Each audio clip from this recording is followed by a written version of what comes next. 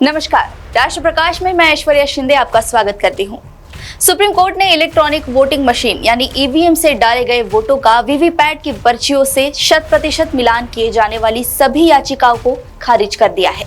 इसके साथ ही supreme court ने साफ कर दिया है कि देश में बैलेट पेपर से वोटिंग का दौर वापस नहीं आएगा, यानी मतदान तो ईवीएम से ही होगा। सुप्रीम कोर्ट के इस फैसले से याचिकाकर्ताओं को बड़ा झटका लगा है। जस्टिस संजीव खन्ना और दीपांकर दत्ता की बेंच ने आज ये महत्वपूर्ण फैसला दिया। सुप्रीम कोर्ट ने अपने फैसले में कहा है कि चुनाव के बाद ईवीएम 45 दिनों तक सुरक्षित रहेगी और अगर नतीजों के बाद 7 दिनों के भीतर कोई शिकायत की जाती है तो जांच कराई जाएगी। सुप्रीम कोर्ट ने यह भी निर्देश दिया है कि चुनाव के बाद सिंबल लोडिंग यूनिटों को भी सील कर सुरक्षित किया जाए।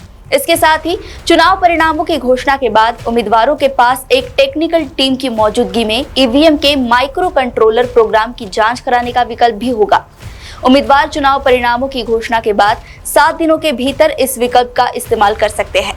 यानी कि अब ये बात पूरी तरह से साफ हो चुकी है कि देश में अब बैलेट पेपर से चुनाव नहीं होंगे।